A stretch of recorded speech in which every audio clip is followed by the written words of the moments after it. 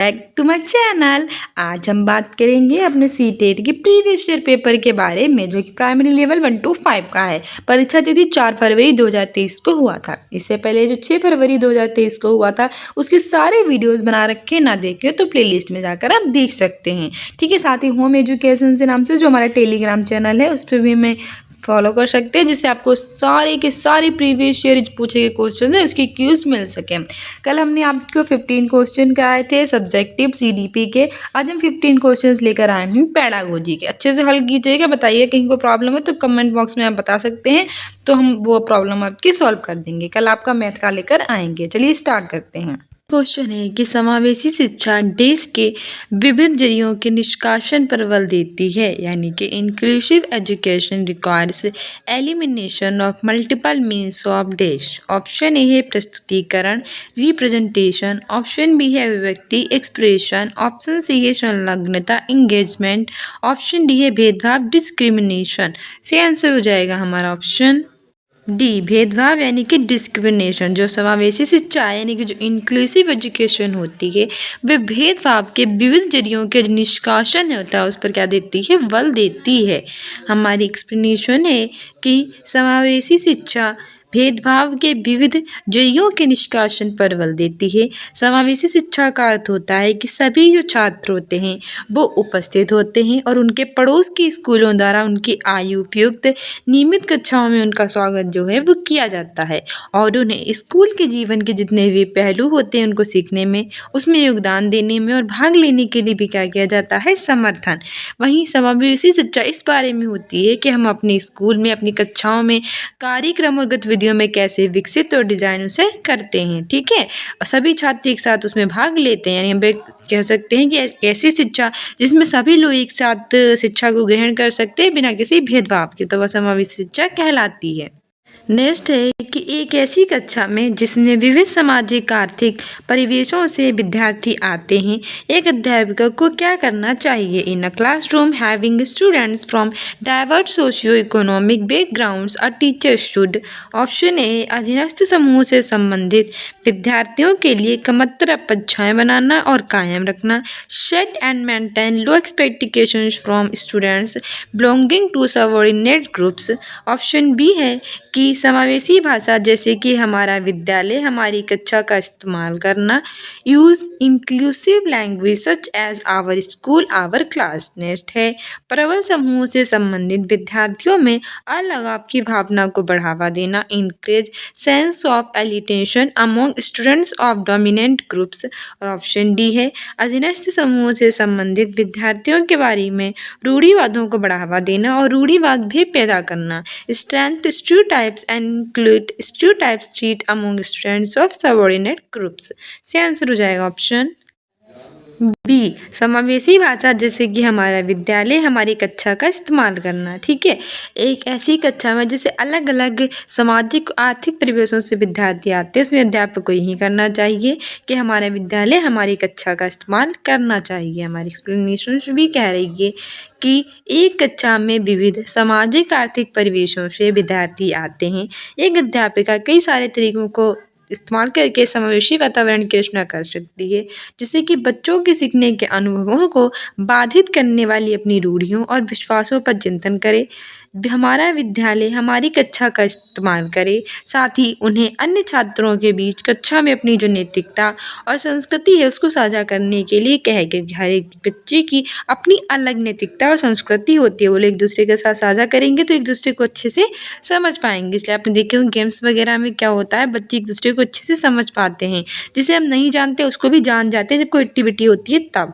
तो हमें ये सारी चीज़ें करनी चाहिए। कक्षा में उनके स्थानीय पारंपरिक मूल्यों का सम्मान करना चाहिए, क्योंकि उसके अपने मूल्य होते हैं। हर एक व्यक्ति के कक्षा में बच्चों के अनुभवों की विविधता को भी शामिल करना चाहिए। बच्चों के अलग अलग अनुभव हैं, उनको भी आप क्लासरूम में शामिल करेंगे तो और अच्छी एक्टिविटीज़ होंगी।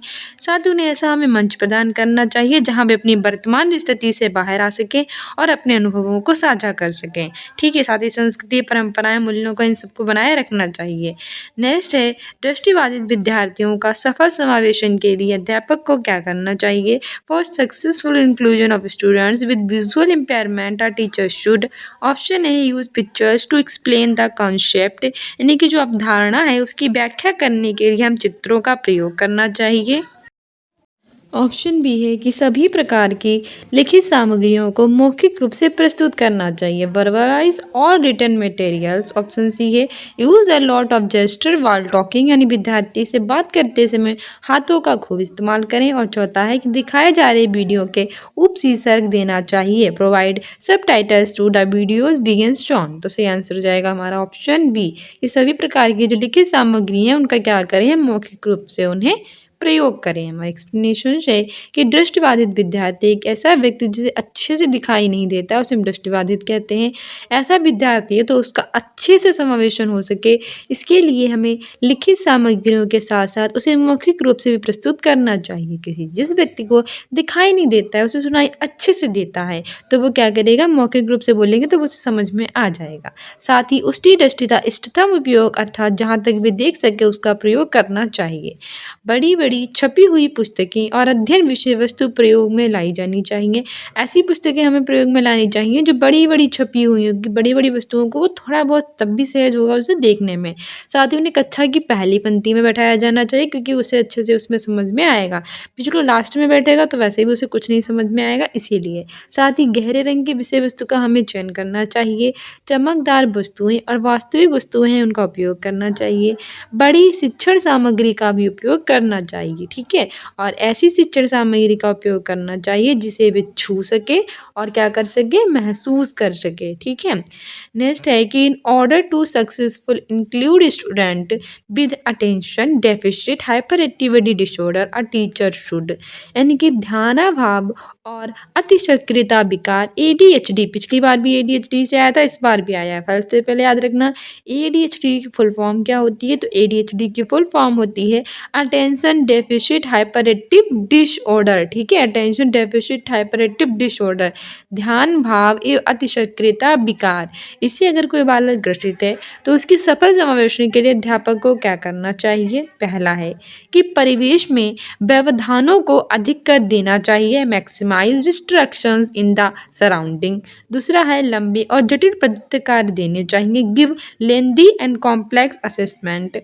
तीसरा है कि विद्यार्थियों को समय प्रबंधन और संगठनात्मक आदतों के विकास में सहायता करनी चाहिए, help students to develop time management and organisational habits.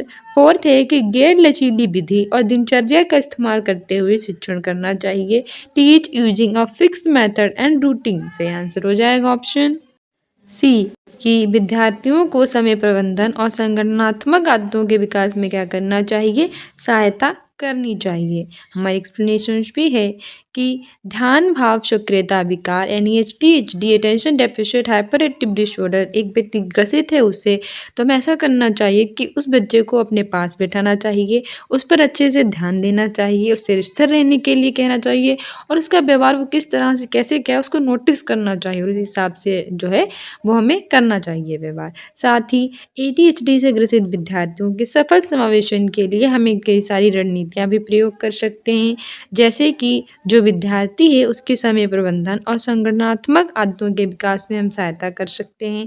कार्य को जो छोटे छोटे भाग है उसमें बांट सकते हैं, ताकि जो अक्षमता वाले विद्यार्थी हैं वो इससे बहुत अच्छी तरह से सीख सकें और बहुत अच्छी तरह से उसे कर भी सकें। साथ ही पाठ्यक्रम हमें लचीला बनाना चाहिए, समय रेखा लचीली होनी चाहिए। साथ ही जो वास्तविक वस्तुएं हैं उनका उपयोग करने वाली अवधारणाएं और मूर्त से अमूर्त तक की प्रगति होगी। साथ ही प्रगति को मापने और उपचार के परिणामों का मूल्यांकन करने के लिए हमें एक आधार रेखा स्थापित करनी चाहिए, नियमित प्रतिपुष्टि प्रदान करना चाहिए और शिक्षार्थी को अधिगम के बीच के अंतर को भी हमें कम करना चाहिए। सब उपाय हम अपना सकते हैं। नेक्स्ट मोस्ट इम्पॉर्टेंट है, बहुत बार पूछा जा चुका है, डिसलेक्सिया वाला। कह रहा है कि पठन वैकल्य सापेक्ष रूप से किस चित्र में चुनौती पैदा करता है, यानी कि dyslexia poses direct challenges. Dyslexia वही हमारा फेमस एग्जाम्पल तारे जमीन पर ईशान अवस्थी, हमने देखी होगी उस मूवी में। उस बच्चे को आसानी से सब कुछ दिखाई नहीं देता है, ठीक है, वो समझ नहीं पाता है, अक्षर उल्टे पुल्टे घूमते हैं, तो वही होता है डिसलेक्सिया, पठन वैकल्य, पढ़ने में बहुत ज़्यादा दिक्कत होना। तो इसमें चुनौती किस में पैदा करेगा। पहला है लिखित विषय सामग्री के बोध में, कंप्रिहेंशन ऑफ रिटन टेस्ट। दूसरा है शारीरिक गतिविधियों के समन्वयन में कोऑर्डिनेटिंग बॉडली मूवमेंट्स। तीसरा है दूसरे की भावनाओं को समझने में अंडरस्टैंडिंग अदर्स फीलिंग। चौथा है चित्र बनाने में ड्राइंग पिक्चर्स। से आंसर हो जाएगा option A comprehension of written test. लिखित विषय सामग्री के बोध में जो होता है प्रॉब्लम्स होती है डिसलेक्सिया में यानी पठन विकल्प में। हमारी एक्सप्लेनेशन है कि पठन विकल्प सापेक्ष रूप से लिखित विषय सामग्री के बोध में क्या पैदा करता है चुनौती। डिसलेक्सिया सीखने समझने में होने वाली कठिनाई होती है जो पढ़ने में दिक्कत करती है, लिखने में, और जो वर्तनी की समस्याएं उनका भी कारण बनती है। ये हमारी बुद्धि जो होती है उसको भी प्रभावित नहीं करती है, लेकिन हाँ ये बच्चे सीधे अक्षर को उल्टा लिखते हैं जो एक तरह की लर्निंग डिसेबिलिटी होती है। ये ज़्यादातर बच्चों में होती है और वयस्क होने पर इसके बारे में हमें पता नहीं चल पाता है। ठीक है, तो ये बहुत ही बड़ी दिक्कत होती है बच्चों में, बच्चों अच्छे से समझ नहीं पाते और हमें लगता है वो मक्कारी करने आते हैं चीज़ों को। नेक्स्ट है प्रभावशाली और अर्थपूर्ण अधिगम के लिए अध्यापक को किस तरह की शिक्षण शास्त्रीय प्रविधियों का इस्तेमाल करना चाहिए। यानी कि to facilitate effective and meaningful learning a teacher should adopt pedagogics which are. Option है कल्चरल रिलेवेंट सांस्कृतिक रूप से प्रासंगिक। दूसरा है स्टैंडर्डाइज्ड मानकीकृत। तीसरा है एग्जाम सेंट्रिक परीक्षा केंद्रित। चौथा है बिहेवियरिस्ट यानी कि व्यवहारवादी। से आंसर हो जाएगा हमारा ऑप्शन ए सांस्कृतिक रूप से प्रासंगिक। ठीक है, हमारी एक्सप्लेनेशन क्या रही है कि प्रभावशाली और अर्थपूर्ण अधिगम के लिए जो टीचर है उसको सांस्कृतिक रूप से प्रासंगिक प्रविधियों का इस्तेमाल करना चाहिए। अर्थपूर्ण अधिगम से तात्पर्य होता है कि पूरी समझ के साथ सक्रिय रूप से और ठीक से जानकारी प्राप्त करने की प्रक्रिया। ये तब होती है जब शिक्षार्थी सक्रिय रूप से कार्यों को करता है, जब उसमें वो बढ़ चढ़ कर पार्टिसिपेट करता है तब ये होती है। नेक्स्ट है कि which method of learning are emphasised upon by national education policy 2020। राष्ट्रीय शिक्षा नीति 2020 अधिगम के कौन से तरीकों पर बल देगी। पहला है अनुभवनात्मक अधिगम एक्सपेरिमेंटल लर्निंग। ऑप्शन बी है डिजिटल अधिगम डिजिटल लर्निंग। ऑप्शन सी है वैज्ञानिक अधिगम साइंटिफिक लर्निंग। चौथी है करके सीखना लर्निंग बाय डूइंग। सही आंसर हो इसमें हमारा 4 ऑप्शन है कि हमारा पहला और दूसरा सही है। दूसरा है कि तीसरा और चौथा सही है। तीसरा है कि पहला दूसरा और चौथा सही है। चौथा है कि पहला दूसरा तीसरा चौथा सही है। सही आंसर हो जाएगा ऑप्शन डी पहला दूसरा तीसरा चौथा यानी अनुभवात्मक अधिगम डिजिटल अधिगम वैज्ञानिक अधिगम और करके सीखना लर्निंग बाय डूइंग सारे सही हैं। एक्सप्लेनेशन है कि पहले की जो शिक्षा नीतियां हैं वो 1968 और 1986 में स्वतंत्रता के समय अस्तित्व में आई थी।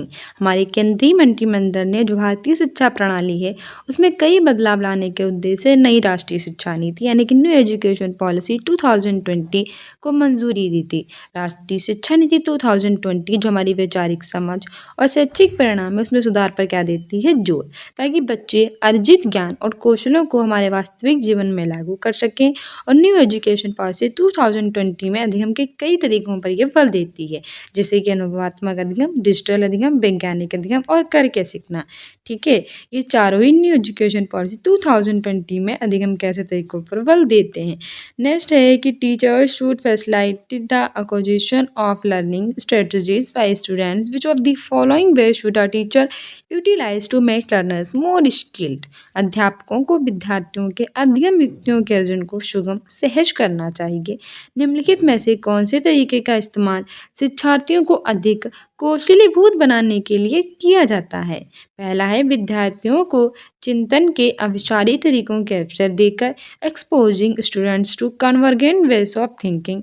दूसरा है विद्यार्थियों को अवास्तविक उद्देश्य और समय तालिका बनाने में मदद करके helping students to set inelastic goals and timetables. तीसरा है विद्यार्थियों में स्वयं से प्रश्न करना और स्व आकलन सम्मिलित करके promoting self questioning and self assessment among students. चौथा है जो प्रासंगिक नहीं है उस पर ध्यान केंद्रित करने के लिए प्रोत्साहित करके encouraging them to focus on what is not relevant. से आंसर हो जाएगा ऑप्शन सी। जो विद्यार्थी होते हैं उनमें स्वयं से प्रश्न करना और स्वयं आकलन को सम्मिलित करके। एक्सप्लेनेशन है कि अध्यापकों के विद्यार्थियों के अधिगम युक्तियों के अर्जन को सुगम सहज करना चाहिए। विद्यार्थियों को स्वयं से प्रश्न करने और स्व आकलन सम्मिलित करके शिक्षार्थियों को अधिक कौशलीभूत बनाने के लिए किया जा सकता है। इसमें शिक्षार्थियों को अपने स्वयं के प्रदर्शन का आकलन करने में क्या मिलती है, सहायता, हेल्प मिलती है। ये अभ्यास शिक्षार्थियों को उनके ज्ञान अंतराल की पहचान करने, उपयुक्त सीखने की रणनीतियाँ अपनाने और नए सीखने के लिए एक उपकरण के रूप में मूल्यांकन का उपयोग करने में करता है हेल्प। ऐसा करने से शिक्षार्थियों की जो कार्य कुशलता है उसमें भी क्या होती है, वृद्धि होती है। नेक्स्ट है, to become effective problem solvers a teacher should discourage use of dash among learners, यानी कि प्रभावशाली समस्या समाधान कारक होने के लिए अध्यापक को शिक्षार्थियों में किसके इस्तेमाल को हतोत्साहित करना चाहिए। पहला है रिस्पॉन्स सेट्स, अनुक्रिया समुच्चय। दूसरा है एल्गोरिदम्स, कलन विधि। तीसरा है ह्यूरिस्टिक्स, अन्वेषण, खोजबीन। चौथा है एनालॉजिक्स, यानी कि समय अनुमान। से आंसर हो जाएगा ऑप्शन ए, अनुक्रिया समुच्चय यानी रिस्पॉन्स सेट्स। नेक्स्ट है, किन्नर के स्रोतों के बारे में चर्चा करते हुए रानी उत्तर देती है कि नल और फव्वारा पानी के मुख्य स्रोत हैं। उसका उत्तर किसका प्रतिनिधित्व करता है। Which discussing the source of water, Rani response that tap and shower are the main source of water. Her response represents, पहला है उसकी समझ जो उसके अनुभवों के आधार पर बनी है। Her understanding formed on basis of her experience है उसकी निम्न अंतः व्यक्तित्व और अंतर व्यक्तित्व बुद्धि। Her low interpersonal and intrapersonal intelligence. तीसरा है नई अवधारणा सीखने के लिए प्रेरणा की कमी, lack of motivation of learn a new concept. और चौथा है उच्च स्तरीय समस्या समाधान कौशल, higher order problem solving skills. से आंसर हो जाएगा हमारा option A, her understanding formed on basis of her experience, उसकी समझ जो उसके अनुभवों के आधार पर बनी है। ठीक है, हमारी एक्सप्लेनेशन से कि रानी प्रायः जो घरेलू कार्य होते हैं वो अपने आसपास के लोगों को जल की आवश्यकता है तो नल का प्रयोग करते हुए देखती है, और इसके दौरान भी देखती है कि खेतों में फव्वारे द्वारा सिंचाई होती है। जब कक्षा में जल के इसके तो बारे में चर्चा होती है तो वो अपने अनुभव के आधार पर कह देती है कि नल और फव्वारा पानी के क्या हैं, मुख्य स्रोत हैं। नेक्स्ट है कि which of the following is not a part of metacognitive skills, यानी कि निम्नलिखित में से कौन सा अधिसंज्ञानात्मक कौशल का भाग नहीं है, हमसे नहीं पूछा है। पहला योजना, प्लानिंग। दूसरा है मॉनिटरिंग यानी पर्यवेक्षण। तीसरा है मूल्यांकन, एवेलुएटिंग। चौथा है निष्क्रिय अनुकरण, पेशवी इमिटेटिंग। तो हमने आपको पहले ही बताया है कि पेशिव कभी होगा नहीं, और हमने पेशिव भी बोल दिया तो ये गलत हो जाएगा और नहीं ही पूछा था। हमारा नेक्स्ट क्वेश्चन कह रहा है कि which of the following statement about emotions and cognitions is correct, यानी कि भावनाओं और संज्ञान के बारे में कौन सा कथन सही है। पहला है कि अधिगम के लिए रुचि और जिज्ञासा परस्पर संबंधित नहीं होते हैं। Interest and curiosity to learn are not related. दूसरा है कि अधिगम तार्किकता के आमूल संज्ञान के बारे में है। Learning is about cold cognition of reasoning. तीसरा है जानकारी ग्रहण करने के कौशल मनोदशा द्वारा प्रभावित होते हैं। Information processing skills are influenced by mood. चौथा है कि निराशा का उच्च स्तर संज्ञानात्मक दक्षता को सम्मानित करता है। High level of hopelessness promotes cognitive competition. से आंसर हो जाएगा हमारा ऑप्शन सी, कि जानकारी ग्रहण करने के कौशल किसके द्वारा प्रभावित होते हैं, मनोदशा द्वारा प्रभावित होते हैं। ठीक है, नेक्स्ट है कि विद्यार्थियों के अधिगम के प्रति प्रेरित करते रहने के लिए अध्यापक को क्या सम्मानित करना चाहिए। To keep students motivated to learn a teacher should promote. Option A है मास्टरी ओरिएंटेड गोल्स, निपुणता उन्मुखी उद्देश्य। ऑप्शन बी है योग्यता का शर्त अस्तित्वात्मक परिप्रेक्ष्य, इंटरव्यू व्यू ऑफ एबिलिटी। तीसरा है असहायता का सिक्का हुआ भाव, लर्नड हेल्पलेसनेस। चौथा है प्रतियोगितात्मक दृष्टिकोण, कॉम्पिटेटिव एटीट्यूड। तो सही आंसर हो जाएगा ऑप्शन ए, मास्टरी ओरिएंटेड गोल्स। ठीक है, हमारी एक्सप्लेनेशन है कि विद्यार्थियों को, जब हमारे स्टूडेंट्स होते हैं वो अधिगम को अच्छे से अच्छे सीखें, इसके लिए हमें निपुणता उन्मुखीकरण को निर्धारित करना चाहिए। ठीक है, नेक्स्ट क्वेश्चन कह रहा है कि which of the following factors hindrance children source in school, यानी विद्यालय में बच्चों की सफलता में निम्न में से कौन सा कारक जो है वो बाधा को उत्पन्न करता है। पहला है लचीली समय सारणी, फ्लेक्सिबल टाइम टेबल। ये तो नहीं होगा क्योंकि ये तो हमारे लिए अच्छा होता है ना कि खराब, इसने हमसे बाधा पूछा है। दूसरा है संरचनात्मक शिक्षा शास्त्र, इंस्ट्रक्टिव पेडागोजी। तीसरा है कठोर पाठ्यक्रम, रिगिड करिकुलम। चौथा है अधिगम हेतु मूल्यांकन, असेसमेंट फॉर लर्निंग।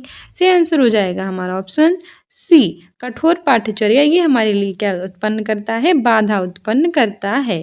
ठीक है, हमारी एक्सप्लेनेशन भी कह रही है कि विद्यालय में जो बच्चे होते हैं इनकी सफलता में कठोर पाठ्यचर्या का बाधा को उत्पन्न करता है।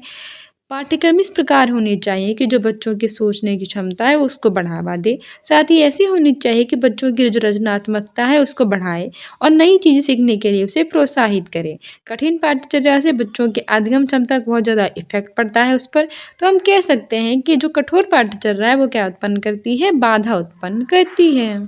नेक्स्ट हमारा अभिकथन और कारण है। हमारा अभिकथन असर्शन है कि किसी अवधारणा को समझाते समय ये महत्वपूर्ण है कि विषय वस्तु का विद्यार्थियों के दिन प्रतिदिन के जीवन से संबंध बनाया जाए। While teaching a concept it is important to connect with everyday life of students. Reason है कि learning is most effective when done through rote memorisation, यानी कि अधिगम कंठस्थीकरण के माध्यम से बहुत प्रभावशाली होगा। गलत हो जाएगा क्योंकि रट्टा नहीं मानना चाहिए, रट्टा के माध्यम से वो गलत हो जाता है ना कि सही। तो हमें करेक्ट ऑप्शन चूज करना है। पहला कह रहा है कि both A and R true, यानी और दोनों सही है, तो गलत है क्योंकि आर वाला गलत है हमारा।